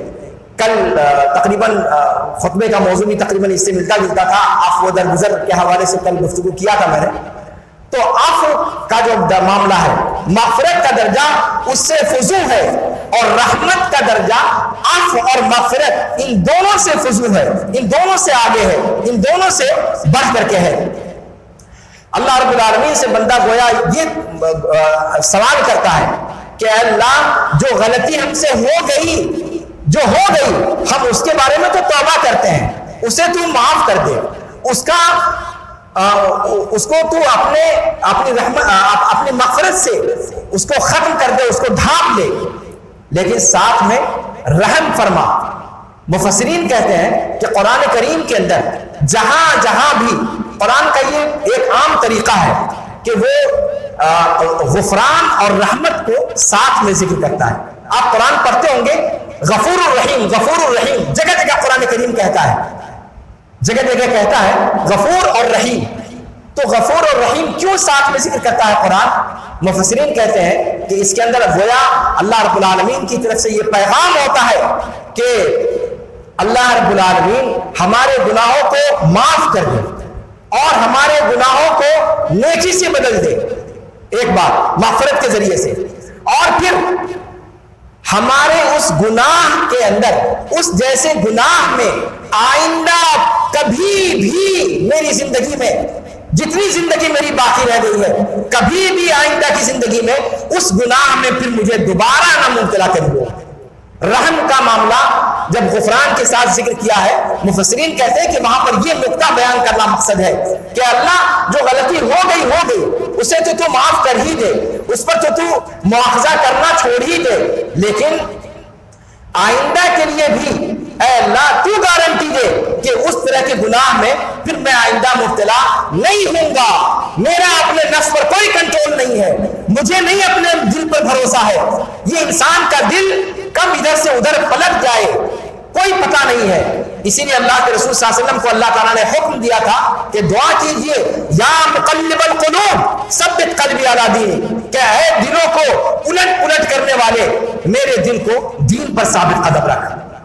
اللہ کے رسول صلی اللہ علیہ وسلم کو یہ دعا کرنے کا حکم دیا گیا تھا، اور رسول پاک صلی اللہ علیہ وسلم اس دعا کو کب پڑھا کرتے تھے اس کو بھی دھیان دیجیے آپ. روایات میں آتا ہے کہ اللہ کے رسول صلی اللہ علیہ وسلم سجدے کے اندر اس دعا کو پڑھا کرتے تھے. سبحان اللہ. سجدہ وما ادراک ما السجدہ، یہ سجدہ انسان کو اپنے رب سے سب سے زیادہ جو قریب کرنے والی چیز ہے، جو سب سے زیادہ اللہ سے بندہ قریب ہوتا ہے، جو سچویشن بندے کو رب سے سب سے زیادہ قریب کرنے والی ہے وہ ہے سجدہ. اقرب ما یکون العبد للہ وهو ساجد، او کما قال صلی اللہ علیہ وسلم، کہ بندہ اپنے رب سے سب سے زیادہ نزدیک تب ہوتا ہے جب وہ سجدے کے اندر ہوتا ہے. اور ایسی قرب کی حالت میں اللہ کے رسول صلی اللہ علیہ وسلم دعا کیا مانگتے تھے؟ یا مقلب القلوب ثبت قلبی علی دینک، یا مصرف القلوب صرف قلبی علی طاعتک، اے دلوں کو الٹ پلٹ کرنے والے، الٹ پھیر کرنے والے میرے دل کو اپنی اطاعت پر ثابت قدم رکھ، اپنے دین پر ثابت قدم رکھ. تو یہ دعا آپ صلی اللہ علیہ وسلم کیا کرتے تھے. تو گویا جب آپ کہتے ہیں واعف عنا واغفر لنا وارحمنا، تو گویا یہ آپ دعا کرتے ہیں اللہ تعالیٰ سے کہ اللہ تعالیٰ جو بھی غلطی ہم سے ہوئی، جو بھی گناہ ہم سے ہوا، وہ گناہ ہم ابھی تو توبہ کر رہے ہیں، ابھی تو تیری بارگاہ میں پورے خلوص کے ساتھ، پوری للہیت کے ساتھ، پورے خشوع اور خضوع کے ساتھ تیری بارگاہ میں اپنے ہاتھوں کو اٹھائے ہوئے یا سجدے کی حالت میں تجھ سے توبہ اللہ کر رہے ہیں. لیکن اس بات کی کیا گارنٹی ہے کہ پھر اگر اس قسم کا کوئی معاملہ سامنے آ گیا اور پھر میں دوبارہ اس کے اندر نہ پڑ جاؤں؟ تو اے اللہ ابھی تک کے لیے تو میں نے توبہ کر لیا اور آئندہ کے لیے میں یہ عزم رکھتا ہوں کہ آئندہ وہ گناہ نہیں کروں گا، لیکن اے اللہ سنبھالنا تیری ذمہ داری ہے، ورحمنا آئندہ تو میرے اوپر رحم فرماتا رہا تاکہ اس قسم کے گناہ میں دوبارہ مبتلا نہ ہو جاؤں، واعف عنا واغفر لنا وارحمنا، اور پھر فرمایا انت مولانا، تو ہی ہمارا کارساز ہے، تو ہی ہمارا ولی ہے، تو ہی ہمارا مددگار ہے، تو ہی ہماری مدد کرنے والا ہے، انت مولانا فانصرنا علی القوم الکافرین، تو کافروں پر ہماری تو مدد فرما۔ اب وہ کفار چاہے انسانوں میں سے ہوں چاہے شیطانوں میں سے ہوں۔ یہ پیاری سی آیتیں ہیں جو ابھی آپ کے سامنے پڑھی گئی تھی۔ میں ابتلا اور آزمائش پر کچھ گفتگو کرنا چاہتا تھا، لیکن شاید اب کر سکتا ہوں پلیز؟ اجازت ہے آپ لوگوں کی طرف سے؟ ابتلا اور آزمائش پر میں گفتگو کرنا چاہ رہا تھا۔ جب یہ کہا کہ ربنا ولا تحملنا ما لا طاقت لنا بہ، میں اپنی گفتگو یہاں سے شروع کرنا چاہتا تھا کہ اے اللہ تو ایسی چیز ہم پر نہ ڈال کہ جس کی ہم کو سکت نہیں ہے۔ اس دنیا کے اندر انسان بہت ساری آزمائشوں میں پڑتا ہے، انسان ہمیشہ خوشحال نہیں رہتا، ہمیشہ تندرست نہیں رہتا، ہمیشہ مالدار نہیں رہتا۔ آج آپ کے ہاتھ میں دولت ہے، دولت کی ریل پیل ہے، آپ آسائشوں میں ہیں، فراوانیوں میں ہیں، کشادگی میں ہیں، لیکن کب آپ کی حالت پلٹ جائے آپ نہیں جانتے، کب مصیبتیں آپ کے گھر کا راستہ دیکھ لیں آپ کو اس کا کوئی بھروسہ نہیں ہے۔ تو مصیبتیں جس طریقے سے اللہ تعالیٰ خوشحالی دیتا ہے، اللہ رب العالمین ہی آزمائشیں بھی دیتا ہے، لیکن ہمارے یہاں مزاج کیا ہے کہ عام طور سے ہم یہ سمجھتے ہیں کہ جب تک اللہ رب العالمین کی طرف سے خوشحالیاں میسر ہیں، جب تک نعمتیں میسر ہیں، تب تک تو بہت خوشحال لگتے ہیں۔ اللہ مسجد کا دروازہ بھی بھول جاتے ہیں کہ مسجد نام کی کوئی چیز بھی آپ کے گھر کے آس پاس ہے۔ نماز کون پڑھے گا، روزہ کون رکھے گا، یہ مولوی ملاؤں کا کام ہے، یہ بوڑھے پرانے لوگوں کا کام ہے۔ ابھی تو جو جوان ہے جو کچھ کرنا ہے کر ڈالے، اس وقت ہوش نہیں رہتا کہ کون سی چیز اچھی ہے اور کون سی چیز بری ہے، چونکہ بدن میں قوت ہوتی ہے، توانائی ہوتی ہے، اور انسان جو چیز سوچتا ہے چاہے وہ اچھی ہو یا بری اسے کر پانے کی قوت ہوتی ہے، اور وہ اپنی ہر طرح کے شہوانی جذبات کو بھی کنٹرول اگر کرنا چاہے تو کنٹرول کر سکتا ہے، اور پورا کرنا چاہے تو پورا اس کو بے لگام چھوڑ سکتا ہے۔ لیکن جب مصیبتوں کا دور آتا ہے تو پھر ساری آسائشیں بھول جاتی ہیں، پھر انسان اللہ رب العالمین سے شکوہ کنا ہو جاتا ہے، اے اللہ میاں ہمارا ہی گھر ملا تھا ساری مصیبتوں کے لیے، پڑوس میں اور بھی لوگ ہیں، ان کے یہاں اتنی اولاد ہے، ان کے یہاں اتنی گاڑیاں ہیں، ان کے یہاں اتنی زمین جائیداد ہے، ان کے اتنے مکانات ہیں، ان کے یہاں تو کچھ نہیں ہوتا، اور مجھ کو تھوڑا سا کیا تم نے دے دیا کہ پھر مصیبتیں ہی پیچھے ڈال دی ہمارے۔ انسان شکوہ کرنے لگتا ہے، اللہ رب العالمین کی عنایتوں کو بھول جاتا ہے۔ قرآن نے اس بات کو، اس مضمون کو ڈھیر ساری جگہوں پر ذکر کیا ہے کہ جب انسان کو اچھائیاں پہنچتی ہیں تو انسان اپنے رب کو بھول جاتا ہے، اور جیسے ہی کوئی مصیبت ٹچ کرتی ہے وہی مَسَّهُ الشَّرُّ فَذُو دُعَاءٍ عَرِيضٍ، تب اتنی لمبی چوڑی دعا کرنے والا ہو جاتا ہے کہ اس سے بڑا متقی پرہیزگار کوئی لگتا ہی نہیں۔ ظہر سے دعا کرنے بیٹھے گا عصر کی نماز کا وقت ہو جائے گا، لمبی چوڑی دعائیں۔ بھیا یہ دعا تب کیوں نہیں کیا تھا جب اللہ رب العالمین نے آسائشیں دی تھی، جب کشادگی دی تھی؟ قرآن اس بات کو، اس انسان کی فطرت کو قرآن نے جگہ جگہ بیان کیا ہے، اور اسی لیے قرآن نے کہا کہ ان الانسان لکفور، انسان ناشکرا ہے۔ کہیں کہا ان الانسان خلق عجولا، خلق ہلوعا، کہیں کہا خلق الانسان من عجل، انسان جلد بازی میں نتیجہ چاہتا ہے، فوراً اسے چاہیے اچھی چیزیں، اگر کوئی بری چیز مل گئی چاہے وہ تھوڑی دیر کے لیے ہو اکتا جاتا ہے، اس کو لگتا ہے کہ اس کو بھلائی تو کبھی ملی ہی نہیں، چاہے پوری زندگی وہ آسائشوں میں رہا ہو اور بیماریاں 10 دن کے لیے اس کے ہاں آئی ہو، ہاں، لیکن لگتا ہے کہ ساری اچھائیاں رخصت ہو گئی. کووڈ کے دنوں کو یاد کیجئے، کیا انجام تھا، کیا حالت تھی اس وقت لوگوں کی. لگتا ہی نہیں تھا کہ کوئی بچے گا، سب کو اپنی موت سامنے نظر آتی تھی. نہ باپ بیٹے کو دیکھتا تھا، نہ بیٹا باپ کو دیکھتا تھا، نہ بیٹا ماں کو دیکھتا تھا، نہ ماں بیٹے کو دیکھتی تھی. بہنوں اور بھائیوں میں جدائیاں ہو گئی تھی. میں ان ایام سے گزر چکا ہوں، میں کووڈ کے ایام سے گزر چکا ہوں. میں جانتا ہوں کہ وہ کیفیت کیا تھی. قرآن میں ہم لوگ پڑھا کرتے تھے کہ یوم یفر المرء من اخیہ وامہ وابیہ وصاحبتہ وبنیہ، کہ قیامت کے دن ایسا ہوگا کہ لوگ اپنے بھائی سے بھاگیں گے، اپنے ماں سے بھاگیں گے، اپنے باپ سے بھاگیں گے، اپنی اولاد سے بھاگیں گے. میں نے کہا سبحان اللہ، ہم تعجب کرتے تھے کہ اگر یہ لوگ بھاگیں گے تو پھر مدد کون کرے گا؟ اور یہ کیسے ممکن ہے کہ خون کے رشتے، خون سفید ہو جائے گا کیا لوگوں کا؟ خون کا رشتہ بھی باہر، اس کی حرمت بھی ختم ہو جائے گی کیا؟ یقین نہیں آتا تھا، تھوڑا سا ذہن اس کو قبول نہیں کرتا تھا. کووڈ-19 نے آ کر اسی دنیا میں وہ پورا منظر دکھا دیا، اور میری ان گنہگار آنکھوں نے، میرے ان سر کی آنکھوں نے اس منظر کو دیکھا ہے جب بستر پہ تڑپتا ہوا مجھے لگتا ہے کہ شاید مہینہ 2 مہینہ پڑا رہا اور کوئی مدد کو نہیں آیا. اپنے اور پرائے سبوں کے لہجوں کو اور سب کے رویوں کو پڑھنے کا موقع مل گیا. اس دنیا کے اندر اللہ رب العالمین نے وہ موقع بھیج دیا کہ قرآن کی آیتوں کی تصدیق ہو جایا.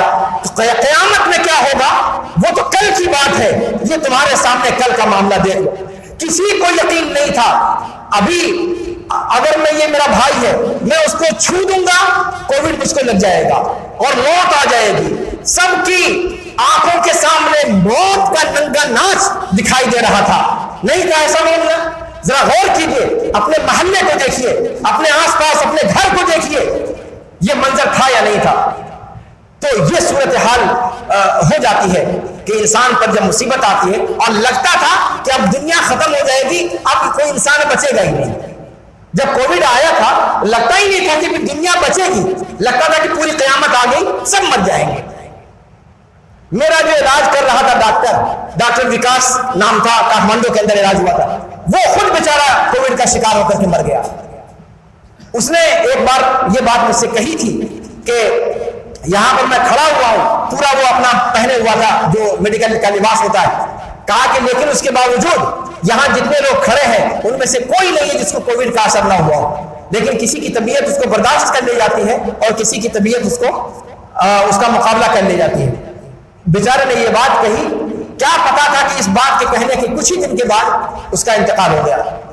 تو یہ آفتیں، یہ مصیبتیں جب آتی ہیں تو انسان گھبرا جاتا ہے، انسان ہوش و حواس سے بیگانہ ہو جاتا ہے اور وہ سمجھتا ہے کہ اب اللہ تعالیٰ ناراض ہو گیا.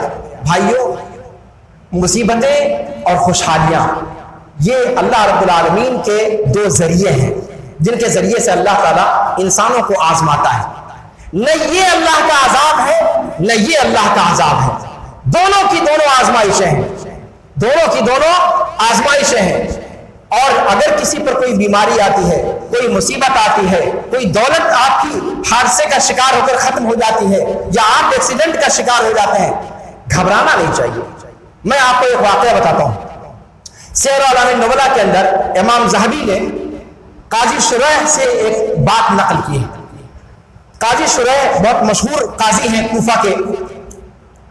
کہتے ہیں کہ جب مصیبت کوئی میرے اوپر آتی ہے تو میں خوش ہو جاتا ہوں، میں خوش ہو. مصیبت مانگنی نہیں چاہیے، دھیان دیجیے گا، مصیبت کا سوال نہیں کرنا چاہیے کہ اے اللہ تعالیٰ میرے اوپر جو میرے گناہ ہیں اس کی سزا تو مجھ کو یہی دے دے، لیکن جہنم میں نہ پھینکیے وہ اللہ تعالیٰ، جہنم سے بہت ڈر لگتا ہے، جو سزا دینی ہے یہی دے. بہت سارے ہمارے بھائی ایسے بھی کہتے ہیں کہ یہ دعا کر بیٹھتے ہیں کہ اے اللہ تعالیٰ جو سزا دینی ہے تجھے، اگر سزا دینے کا تیرا فیصلہ ہے تو یہی دے دے، وہاں مت دینا.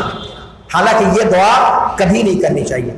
صحابہ کرام میں ایک واقعہ ایسا ہو چکا تھا. اللہ کے رسول صلی اللہ علیہ وسلم کے ایک صحابی تھے، اللہ کا اتنا ڈر تھا، اتنا خوف تھا، ان کی زبان سے یہ چیز نکل گئی کہ اللہ تعالیٰ جو سزا دینا ہو یہی دے دے. بیچارے سوکھ کر کانٹا ہو گئے. सूख कर कांटा हो गए। अल्लाह के रसूल सल्लल्लाहु अलैहि वसल्लम के पास मामला आया, पूछा क्या मामला है, तो हकीकत पता चली कि ऐसा मामला है। अल्लाह के रसूल सल्लल्लाहु अलैहि वसल्लम ने डांटा और कहा कि पागल हो गए, इस तरह की दुआ करनी चाहिए अल्लाह से। अल्लाह से कभी ये मत मांगो कि चाहे आपके गुनाहों की सजा क्यों ना हो, कोई भी आजमाइश अल्लाह से मत मांगो। अल्लाह रब्बुल आलमीन क्या किसी चीज की कमी है क्या? अल्लाह रब्बुल आलमीन तव्वाब है, अल्लाह गफ्फार है, अल्लाह गफूर है, अल्लाह रहमान है, अल्लाह रहीम है, अल्लाह सित्तीर है। ये सारे के सारे अल्लाह रब्बुल आलमीन के नाम कुरान में हदीस में क्यों जिक्र किए गए हैं? अल्लाह ताला को कोई शौक नहीं है कि वो हमें अजियत दे, कोई शौक नहीं है कि हमें मुसीबत में मुब्तला करे। क्या अल्लाह ताला को इंसानों की तरह समझ रखा है कि भैया अगर तुम्हें कुछ कहना है मुझे कह दो, मेरे बेटे को मत कहना। अब किसी सामने वाले को इंतकाम लेना है, इंतकाम पूरा करना है। अब चाहे, और ये हिंदुओं का मामला होता है, हिंदुओं का अकीदा इस किस्म का होता है। कहते हैं कि भैया सामने वाले को कभी बेटा बीमार हुआ, कहा कि अल्लाह ताला तुझे अच्छा, भगवान तुझे अच्छा कर दे, उनका जो भी भगवान। और उसके बाद कभी कहते हैं कि मेरी भी उम्र तुझे लग जाए। भैया तुम्हारी उम्र काहे उसे लग जाए? गौर करते, बहुत सारे मुसलमान गलती से इसको कह बैठते हैं। भाई क्यों कह रहे हो? तुम्हारी उम्र उसको क्यों लग जाए? अल्लाह ताला क्या कमी है क्या कि अगर तुम्हारी 80 साल की उम्र है, अल्लाह ताला उसको 70 साल, 80 साल, 90 साल नहीं गिरा सकता? अल्लाह ताला के यहाँ क्या खजाने में कमी है कोई? आप अपनी उम्र उससे क्यों भेद कर रहे हो भाई? हर शख्स की अपनी उम्र अल्लाह ने मुतय्यन की है। आप कहते ऐ अल्लाह, ऐ भगवान इसको हमारी भी उम्र दे दे, मुझे जीने की ख्वाहिश नहीं है, बहुत दुनिया देख लिया, मेरी उम्र भी इसको लग जाए। नाउज़ बिल्लाह, मुसलमान ऐसा कभी सोच भी नहीं सकता। तो मुसीबतों के बारे में ये उसूल है कि अल्लाह से कभी मांगना नहीं चाहिए, लेकिन अगर आ जाए तो काजी शुरैह कहते हैं कि मैं खुश हो जाता हूं। मुसीबत आने पर, बीमारी आने पर शुरैह साहब क्यों खुश हो जाते हैं? बीमारी आने पर तो हम लोग शिकवा करने लगते हैं, हम लोग तो आहो फवा करने लगते हैं, फिर आप खुश क्यों होते हैं? कहा कि 4 बातें हैं जिनकी वजह से मैं खुश होता हूं। 4 बातें हैं, ध्यान दीजिएगा, गहरा से बात लीजिए, वाकई कीमती बात है। और ये शुरैह ये बहुत बड़े आलिम और बहुत बड़े फकीह थे, बहुत बड़े फकीह थे। देखिए किस अंदाज में उन्होंने इस मामले को देखा और शरीयत के नुसूस की रोशनी में बीमारियों को की हकीकत को उन्होंने समझा। उन्होंने कहा कि सबसे पहली बात, 4 चीजें मुझे इस बीमारी के अंदर नजर आती हैं। पहली चीज क्या कि अल्लाह ताला ने जो बीमारी दी वही बीमारी दे करके और बस कर दिया, उससे बड़ी बीमारी कोई हमारे ऊपर नहीं उतारी। वरना पता चला कि ये बीमारी तो हम बर्दाश्त कर ले जाते हैं, अगर इससे बड़ी कोई बीमारी उतारी होती तो नानी दादी सब मर जाती, बर्दाश्त ही न कर पाता। इसलिए सबसे पहले तो खुश होता हूं कि चलो ये बीमारी आ गई, इसका मतलब यह कि अल्लाह ताला ने इससे बड़ी वाली बीमारी को हमसे टाल दिया। पहली चीज जिस पर खुश होना चाहिए कि नहीं खुश होना चाहिए? यकीनन खुश होना चाहिए। लेकिन हम में से कौन इस बात को सोचता है? हम पर जो मुसीबत आ जाती है ना, वही मुसीबत सबसे बड़ी लगने लगती है। अगर बुखार ही आ जाए और 2-4 दिन पीछा ना छोड़े तो वो एड्स और कैंसर लगने लगता है, नाउज़ बिल्लाह। हालांकि वो मामूली सा बुखार है, हुम्मा। कहते हैं अल्लाह के रसूल ने कहा हुम्मा मिन फैहि जहन्नम, तो ये मामूली सा बुखार, लेकिन अगर पीछा ना छोड़े 2-4 दिन तो वही बहुत बड़ी बीमारी से जो है हमको लगने लगती है। हालांकि अगर हम देखें शुरैह के नुक्ते नजर से कि जो बीमारी अल्लाह ने दी है, कहते हैं कि मैं खुश होता हूं इसलिए कि अल्लाह रब्बुल आलमीन ने इससे बड़ी बीमारी हमारे ऊपर नाजिल नहीं की। एक चीज जिससे खुश होते हैं। दूसरी बात यह कि इस बीमारी को उतारने मेरे ऊपर अल्लाह रब्बुल आलमीन ने डाला है ताकि मेरे सब्र को देखे, ताकि मेरे सब्र को देखे, और सब्र की इबादत करने का मौका आपको यहां पर मिलता है।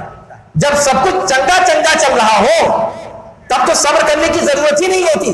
जो चाहा वो मिल गया, जो चाहा वो खाया, जो चाहा वो पहना, जो चाहा वो ओढ़ा, जो चाहा वो हासिल किया। वहां सब्र किस चीज का? सब्र तो हुआ ही नहीं ना, वो तो सब कुछ आपको मैसर आता गया। लेकिन जहां छिलता है वहां पर सब्र की जरूरत पड़ती है। تو شریح کہتے ہیں کہ جیسے کوئی مصیبت آتی ہے میں خوش ہو جاتا ہوں کہ اب صبر کی عبادت کو انجام دینے کا ہاتھ میں موقع آ گیا. یہ دوسری چیز ہے جس سے میں بیماریوں سے خوش ہوتا ہوں آ جانے کے بعد. مانگتا نہیں ہوں لیکن آ جانے کے بعد. تیسری چیز کیا ہے؟ کہا تیسری چیز یہ ہے کہ میں خوش اس لیے ہوتا ہوں کہ یہ بیماری اللہ نے اس لیے دی ہے کہ بغیر کچھ کیے میرا ثواب بڑھاتا چلا جائے, میرے نامہ اعمال میں اجر و ثواب بڑھتا چلا جائے. بھئی آپ بیمار ہو, بہت ساری چیزیں آپ کے اوپر چھٹی ہو جاتی ہے. آپ بیمار ہیں تو یہ نہیں کریں گے, بیمار ہیں تو وہ چھٹی ہے, وہ رخصت ہے, یہ نہیں کر سکتے, وہ نہیں, کھڑے ہو کر کے نماز نہیں پڑھ سکتے, بیٹھ کر کے نماز پڑھو. کھڑا ہونا ساقط ہو گیا نا آپ سے. اگر بیٹھ کر نماز نہیں پڑھ سکتے لیٹ کر پڑھو, لیٹ کر نہیں پڑھ سکتے آنکھ کے اشارے سے پڑھو, ہاتھ کے اشارے سے پڑھو, ہے نا. تو وہ چیزیں جو آپ سے ساقط ہو گئی وہ آپ کے لیے رخصت ہو گئی. تو کہتے ہیں کہ اللہ رب العالمین نے صبر کی عبادت کا موقع دیا. اور تیسری چیز یہ کہ اس کے ذریعے سے بیٹھے بٹھائے اللہ رب العالمین ثواب نوازنے لگتا ہے. ویسے تو انسان کچھ کرے گا تب اس کو ثواب ملے گا, لیکن بیماری پر صرف صبر کر کے بیٹھ رہو, یہ اللہ کا لکھا ہوا ہے, اس لیے اس پر ہم صبر کرتے ہیں. یہ ہمارے مقدر کا لکھا تھا, اس پر ہم صبر کرتے ہیں. جیسے ہمارے باپ آدم نے کیا جب جنت سے نکالے گئے, صبر کیا کہ نہیں کیا؟ کہا صبر کرو. تو صبر کی نعمت صبر کرتا ہے انسان. اور پھر اللہ رب العالمین اس بیماری کی وجہ سے, اس آزمائش کی وجہ سے اللہ تعالیٰ ثواب اور اجر اس کا بڑھاتا چلا جاتا ہے آخرت کے اندر. اچھا ایک چیز دھیان دیجیے گا, چوتھی چیز میں مکمل کر لوں اس کے بعد اس نقطے پر پھر آؤں گا. کہتے ہیں کہ چوتھی بات جس پر میں خوش ہوتا ہوں وہ یہ کہ اللہ رب العالمین نے یہ مصیبت میری جان میں دی, یا میری مال میں دی, میرے مال میں دی, یا میری اولاد میں دی, یا میری جائیداد میں دی. یہ مصیبت اگر اللہ تعالیٰ چاہتا تو میرے دین میں بھی دے سکتا تھا, میرے دین میں بھی دے سکتا تھا. مسلمان سے ہندو بن جائے, بدھ بن جائے, جین بن جائے, پورا عقیدہ ہی ملیا میٹ ہو جائے. آزمائش ہے کہ نہیں ہے؟ کہا کہ اللہ تعالیٰ نے مصیبت دی لیکن ہمارے دین میں مصیبت نہیں دی. مصیبت دی تو کس میں دی؟ ہماری جائیداد میں, مال میں, جان میں, ان چیزوں میں آزمائش دی. اور وہ آزمائش دین کی آزمائش کے مقابلے میں کوئی حیثیت نہیں رکھتی ہے. اسی لیے اللہ کے رسول صلی اللہ علیہ وسلم نے جو معصور دعا سکھلائی ہے اس میں کیا دعا کی ہے کہ اللہ کہ میرے دین کو محفوظ رکھ, جو میرے معاملات کی اساس ہے, جو میرے معاملات کی جڑ ہے. اگر دین محفوظ ہے, اگر عقیدہ محفوظ ہے تو باقی ساری آزمائشیں چاہے جتنی بڑی ہو ان کی کوئی حقیقت نہیں ہے, ان کی کوئی حیثیت نہیں ہے. لیکن اگر دین کے اندر آزمائش آ جائے, انسان کا عقیدہ خراب ہو جائے, انسان مذہب بیزار بن جائے, تب یہ آزمائش حقیقت میں رونے والی آزمائش ہے. جو شرح کہتے ہیں کہ یہ چار چیزیں ہیں جن کی وجہ سے بیماری آنے پر جس کی وجہ سے میں خوش ہوتا ہوں. یہاں پر میں ایک بات یہ ذکر کرنا چاہ رہا تھا کہ بیماریوں سے اللہ رب العالمین اجر و ثواب بڑھاتا چلا جاتا ہے. دیکھیے, اور یہ ثواب آپ کو بیٹھے بیٹھائے ملتا ہے, اور یہ ایسا ثواب ہے کہ جس پر کوئی حسد بھی نہیں کرنے والا ہے, کوئی حسد کرنے والا بھی نہیں ہے. ابھی آپ کے پاس 1,00,000 2,00,000 اللہ تعالیٰ دے دے اور آپ 50,000 مسجد میں دے دیں, 50,000 کسی یتیم خانے میں دے دیں, کام تو بہت اچھا کر رہے ہیں آپ, لیکن حسد کرنے والے کتنا ہے کم وقت کے پاس, اتنا دے رہا ہے, ہمارے پاس تو کچھ بھی نہیں ہے. حسد کرنے والے, نعمتوں پر حسد. نعمت جب بھی انسان کو ملتی ہے تو حسد کرنے والے پیدا ہو جاتے ہیں.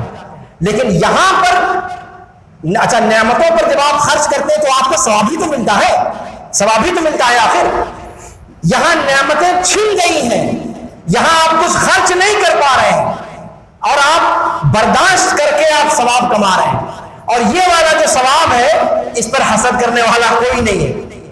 کوئی ہے جو حسد کرے یار یہ بیمار ہو کر کے مفت میں اجر کما رہا ہے, اللہ تعالیٰ ہم کو بھی بیمار کر دیتا, ہم بھی ثواب کماتے. کوئی ہے ایسا کہنے والا؟ میں نے تو آج تک نہیں دیکھا. کسی کو دیکھا ہے آپ نے کہ کسی بیمار کو دیکھ کر کے کوئی تمنا کرے کہ یار اس کے بیٹھے بٹھائے ثواب بڑھتا جا رہا ہے, اس کا کھاتا فل ہوتا چلا جا رہا ہے, اگر ہم بھی بیمار ہوتے تو ہم کو بھی بغیر کیے کرائے ثواب ملتا. کوئی دعا کرتا ہے اللہ ہم کو بھی بیمار کر دے؟ تو یہ جو ثواب آپ کا بیماری کی حالت میں بڑھتا ہے، یہ وہ والا ثواب ہے جس کو کسی حاسد کی حسد کی اور حاسدانہ نگاہ نہیں لگتی۔ یہ ایک اور چیز ہے جو بیماری کے اندر فائدہ ہے۔ یہاں پر میں ایک چیز ذکر کر کے اپنی بات ختم کروں گا کہ بیماریاں برائی نہیں ہوتی۔ اللہ کے رسول صلی اللہ علیہ وسلم نے ایک روایت کے اندر، بہت مشہور روایت ہے کہ عجبا لامر المؤمن، مومن کا معاملہ نہایت تعجب خیز ہے۔ مومن کا معاملہ نہایت تعجب خیز ہے۔ کیوں؟ کہا کہ ان اصابت سراء شکر فکان خیر اللہ، اگر اسے نعمتیں ملتی ہیں، اللہ رب العالمین کی طرف سے خوشحالی میسر آتی ہے، تو کیا کرتا ہے وہ؟ اللہ رب العالمین کا شکر ادا کرتا ہے اور اللہ کی نعمتوں کو صحیح جگہ پر یوز کرتا ہے، تو یہ نعمتیں اس کے لیے بہتر ہو جاتی ہیں۔ وَإِنْ أَصَابَتْهُ ضَرَّاءَ صَبَرَ فَكَانَ خَيْرًا لَهُ، اور اگر کوئی تکلیف دہ چیز پہنچتی ہے تو صبر کر لیتا ہے، اور وہ صبر کرنا اس کے لیے بہتر ہو جاتا ہے۔ تو گویا مومن کسی بھی حال میں فائدے سے خالی نہیں ہے۔ اگر خوشحالی ہے تو شکر ہے، اگر بدحالی ہے تو صبر ہے۔ تو بندہ مومن شکر اور صبر کے درمیان ڈاماڈول ہوتا رہتا ہے، کبھی شکر کی طرف کبھی صبر کی طرف، کبھی صبر کی طرف کبھی شکر کی طرف۔ اور اللہ رب العالمین اگر یہ بیماریاں، یہ حادثات، یہ آزمائشیں اگر بری ہوتی تو اللہ تعالیٰ اپنے سب سے محبوب بندوں کو کبھی نہ آزماتا، کبھی نہ آزماتا۔ آپ قرآن کریم کو پڑھ لیجئے، صرف سورہ انبیاء کو اٹھا کر کے پڑھ لیجئے۔ آپ سورہ انبیاء، آپ جانتے ہیں کہ سورہ انبیاء نام ہے، یعنی جس میں نبیوں کے قصوں کو بیان کیا گیا ہے، ایک سے ایک قصہ بیان کیا گیا ہے۔ ایوب علیہ السلام کا قصہ لے لیجئے، یونس علیہ السلام کا قصہ لے لیجئے، اسی طریقے سے یعنی زندون کا، خود اللہ کے رسول صلی اللہ علیہ وسلم کا قصہ لے لیجئے، نوح علیہ السلام کا قصہ لے لیجئے۔ سارے انبیاء کرام کی زندگی آزمائشوں سے عبارت ہے۔ اللہ کے رسول صلی اللہ علیہ وسلم کی زندگی میں اگر آزمائشوں پر گفتگو کی جائے تو مکی زندگی سے آغاز کیجئے آپ، اور پھر اس کے بعد گفتگو کرتے چلے جائیے، راتوں رات گزر جائے گی آزمائشوں کا سلسلہ اور پھر گفتگو ختم نہیں ہوگی۔ اور آزمائشیں مختلف طریقوں کی، اگر آپ اور ہم یہ سمجھتے ہیں کہ کون سی آزمائش ہے، کوئی ایک آزمائش بتائیے کہ جو ہم لوگوں پر آتی ہے اور اللہ کے نبیوں پر نہیں آئی۔ ایوب علیہ السلام کے معاملے کو لے لیں، اللہ تعالیٰ نے دولت عطا کی تھی، مال اور اولاد دیا تھا، سب کچھ چھین لیا، یہاں تک کہ ایک بیوی اکلوتی وہی بچی تھی اور سارے لوگوں نے جو ہے پیچھا چھڑا دیا تھا۔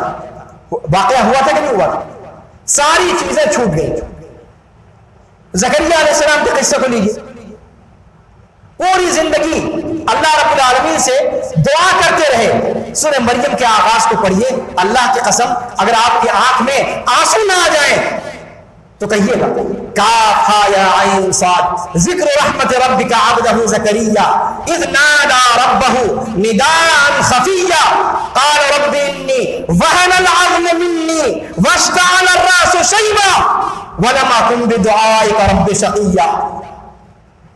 پڑھیے آپ کیسے دعا کرتے ہیں، کیسی آزمائشیں ان پر آئی۔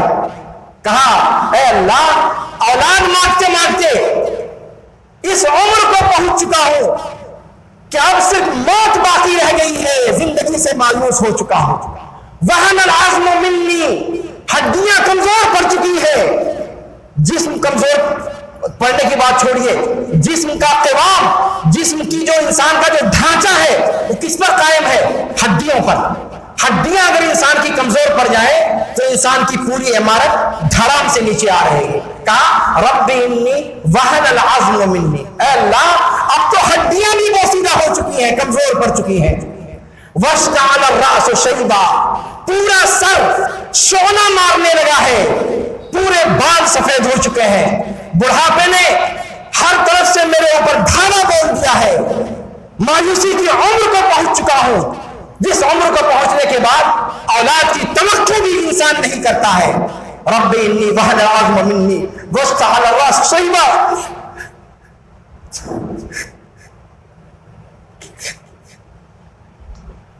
کہا ولم اکن بدعائک رب شقیا، لیکن اے اللہ تجھ سے دعا کرنے سے آج بھی میں بدبخت نہیں ہوں، میں دعا کرتے کرتے تھکا نہیں ہوں، مایوس نہیں ہوا ہوں۔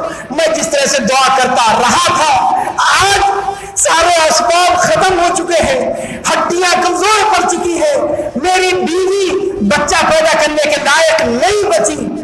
وکانت امراتی عاقرا، میری بیوی باج ہو چکی ہے، اس کے ایام ختم ہو چکے ہیں، بوڑھی ہو چکی ہے، بچہ پیدا کرنے کے قابل نہیں بچی۔ میرا اپنا حال یہ ہے، میری بیوی کا حال یہ ہے، لیکن کہا وَلَمْ أَكُنْ بِدُعَائِكَ رَبِّ شَقِيًّا، اے اللہ میں تجھ سے دعا کرنے سے بدبخت نہیں ہوں۔ سبحان اللہ، یقین کریں انبیاء کرام کے واقعات کو پڑھیں، کس طریقے سے ظاہری اسباب ختم ہو جاتے ہیں، ظاہری سارے میڈیکل ٹریٹمنٹ فیل ہو جاتے ہیں، جہاں پر وہاں اس درجے کو پہنچ چکے تھے زکریا علیہ السلام۔ کہا وَإِنِّي خِفْتُ الْمَوَالِيَ مِنْ وَرَائِي وَكَانَتِ امْرَأَتِي عَاقِرَةً، کہا میں اپنے پیچھے جو لوگ چھوڑے جا رہا ہوں میں ان کے بارے میں گھبرا رہا ہوں، میرا وارث کون بنے گا؟ سب کچھ ذکر کر دینے کے بعد بچا کیا؟ بچا کچھ؟ پوری نا امیدی کی باتیں تو کہہ ڈالی، ہڈیاں کمزور پڑ چکی ہیں، بال پورے سفید ہو چکے ہیں، یعنی بڑھاپا پورے طور پر چاروں جانب سے حملہ آور ہو چکا ہے، بیوی باج ہے، خود ہی کہہ رہے ہیں، خود ہی بتا رہے ہیں، اللہ تعالیٰ کو بتا رہے ہیں، اللہ تعالیٰ کو نہیں معلوم تھا کیا؟ بتائیں قرآن نے اس کو کیوں ذکر کیا ہے؟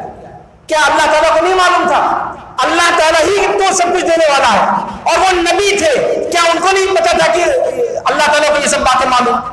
لیکن نبی تھے، دعا کرنے کا سلیقہ سکھایا کہ لوگوں اللہ سے جب دعا کرو ایسے اللہ کے سامنے اپنی پریشانی بیان کرو، یہ کہہ کر کے مت چلو اے اللہ تو جانتا ہی ہے میں تجھ سے کیا کہوں، نہیں، اللہ سننا چاہتا ہے، تم اپنی زبان سے کہو، اپنی مجبوری کو، اپنی بے کسی کو، اپنی قسم پرسی کو کھول کھول کر اللہ کے سامنے رکھو۔ زکریا علیہ السلام نے رکھا، اپنی ہڈیوں کی کمزور ہونے کی بات کی، اپنے بالوں کے سفید ہو جانے کی بات کی، اپنی عمر کے آخری پڑاؤ پر آ جانے کی بات کہی، اپنی بیوی کے باج ہو جانے کی بات کہی۔ اس کے بعد کیا کہہ رہے ہیں؟ فَحَبْلِي مِن لَدُنْكَ وَلِيًّا، کیا کہا؟ فَحَبْلِي مِن لَدُنْكَ وَلِيًّا۔ سبحان اللہ، بھیا کوئی امید تو بچے، یا مرد صحیح ہو یا عورت صحیح ہو، یا مرد بھی ناکارہ عورت بھی ناکارہ، اور پھر کہہ رہے ہیں دعا کر، اور خود ان کو پتا ہے، خود ان کو معلوم ہے، خود ہی اپنی زبان سے کہہ رہے ہیں، اور اللہ تعالیٰ سے کہتے ہیں فَحَبْلِي مِن لَدُنْكَ وَلِيًّا، اے اللہ اپنی طرف سے تو مجھے ولی عطا فرما، مجھے اولاد عطا فرما۔ سبحان اللہ، انبیاء کرام کے واقعات کو پڑھیے، یقین مانیے بہت دلچسپ چیزیں آپ کو ملیں گی، کس طریقے سے انبیاء کرام پر آزمائشیں آئیں، مصیبتیں آئیں، اور اللہ تعالیٰ نے پھر کیا کیا؟ اللہ تعالیٰ نے کہا اِنَّا نُبَشِّرُكَ بِغُلَامٍ اسْمُهُ يَحْيَىٰ لَمْ نَجْعَل لَّهُ مِن قَبْلُ سَمِيًّا، اے زکریا بہت ہو گیا، بہت ہو چکے، اب بس، اب تمہاری مجبوریاں دیکھی نہیں جاتی، اب بس، اِنَّا نُبَشِّرُكَ، اب وہ اسٹیج آ چکا ہے کہ تمہارے لیے خوشخبریاں انتظار میں ہے، اِنَّا نُبَشِّرُكَ بِغُلَامٍ، ایک بچے کی خوشخبری دیتا ہوں، اِنَّا نُبَشِّرُكَ بِغُلَامٍ، اور نام بھی اللہ تعالیٰ نے آسمان سے رکھ کر کے بھیجا کہ ایک بچہ عطا کروں گا اور اس بچے کا نام ہوگا یحییٰ، اور اس سے پہلے اس نام کا کوئی بچہ نہیں گزرا ہوگا۔ اللہ رب العالمین نے زکریا علیہ السلام کی کرامت کو ذکر کیا، اتنی منت و سماجت کے بعد یحییٰ اللہ رب العالمین نے عطا کیا، لیکن پھر کیا لگتا ہے آپ کو سب چنگا رہا؟ نہیں رہا۔ یحییٰ علیہ السلام کے بارے میں قرآن نے کہا کہ اللہ رب العالمین نے سورہ مریم کے اندر ہے یا یحییٰ خذ الکتاب بقوہ وآتیناہ الحکم صبیا وحنانا من لدنا وزکاة وکان تقیا وبرا بوالدیہ ولم یکن جبارا عصیا وسلام علیہ یوم ولد ویوم یموت ویوم یبعث حیا۔ پورا قصہ ان کا ذکر کیا ہے، لیکن یحییٰ علیہ السلام کی ان ساری فضیلتوں کے باوجود اللہ تعالیٰ نے ان کو کیا بنا دیا؟ سورہ آل عمران میں اس کی بات ذکر کی گئی ہے کہ سیدن و حصورا و نبی من الصالحین، اللہ تعالیٰ دے گا، اولاد تو دے گا، اور ان کو سردار بنائے گا، ان کو نبی بنائے گا، کرامتوں سے نوازے گا، اعزاز و اکرام دے گا، لیکن ساتھ میں کہا کہ وہ حصورا ہوں گے۔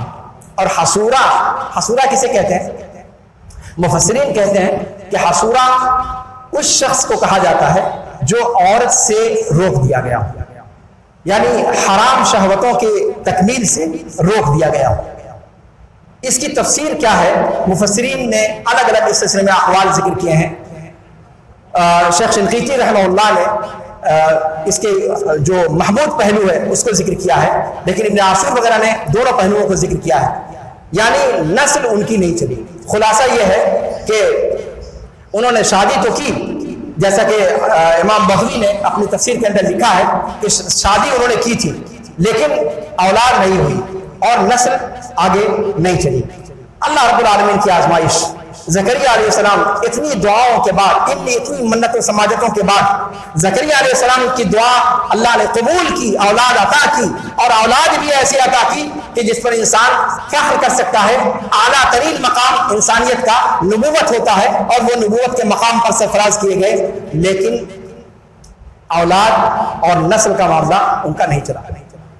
عیسیٰ علیہ السلام کے واقعے کو دیکھیں، اسی طریقے سے آدم علیہ السلام کے واقعے کو دیکھیں، اور جو واقعات ذکر کیے گئے ہیں، تو انبیاء کرام کے آزمائشوں کے ایک لمبے سلسلے ہیں جو آپ کو قرآن کریم کے اندر دکھائی دیں گے۔ اس لیے آزمائشیں یہ اللہ رب العالمین کی طرف سے ہمیشہ اس کے بارے میں یہ نہیں سمجھنا چاہیے کہ یہ برے لوگوں پر آتی ہیں، یا جس پر آزمائش آئی ہوئی ہے وہ اللہ کا کوئی برا بندہ ہے۔ گھٹیا نگاہ سے دیکھیں آپ، ارے آپ جس کو گھٹیا نگاہ سے دیکھ رہے ہیں، آپ کو کیا پتا کہ اللہ رب العالمین نے وہ آزمائشیں اس پر اتاری ہی اس لیے ہے کہ اس کے درجات کو بلند کر دے۔ اس لیے دونوں پہلوؤں کو اپنے سامنے رکھنا چاہیے، اور ایمان کے ساتھ اللہ رب العالمین پر توکل کے ساتھ ایک بندے مومن کو رہنا چاہیے، اور نیکی اور بدی اور اچھائی اور برائی یہ سب اللہ رب العالمین کی طرف سے ہے، اس پر انسان کو اعتقاد رکھنا چاہیے۔ اللہ رب العالمین سے دعا ہے کہ اللہ رب العالمین ہم سب کے اندر عقل سلیم عطا فرمائے۔ اللہ رب العالمین ہمیں آزمائشوں سے دور رکھے، لیکن اگر آزمائشیں مقدر ہیں تو اللہ رب العالمین ان آزمائشوں پر ہمیں صبر کرنے والا بنائے۔ اللہ رب العالمین ان آزمائشوں کو ہمارے لیے تکفیر سیئات کا، یعنی گناہوں کے بخشوانے کا اور درجات کے بلند کرنے کا ذریعہ بنا دے۔ اللہ رب العالمین ہم میں سے جن لوگوں کی جو بھی ضروریات ہیں، اللہ رب العالمین اگر ان کے اندر ان کی بھلائی ہے اور عاقبت کے اعتبار سے وہ چیز ان کے لیے بہتر ہے، اور اللہ رب العالمین کی مرضی ہے اس کے اندر، تو اللہ رب العالمین ان چیزوں کی تکمیل کے اسباب مہیا فرما دے۔ اللہ رب العالمین ہمیں جب سے زندہ رکھے، کتاب و سنت کا شائدائی بنا کر کے زندہ رکھے، کتاب و سنت پر چلنے والا بنا کر کے زندہ رکھے، اور جب ہمارا خاتمہ ہو تو خاتمہ بالخیر ہو۔ آخر میں آپ تمام لوگوں کا تہہ دل سے شکریہ ادا کرتا ہوں کہ اتنی دیر تک آپ کی سمع خراشی میں نے کی، اور آپ لوگوں نے مجھے برداشت کیا، آپ لوگوں نے میری باتیں اتنی دیر تک ٹھہر کر کے سماعت فرمائی۔ اللہ رب العالمین آپ لوگوں کو جزائے خیر عطا فرمائے۔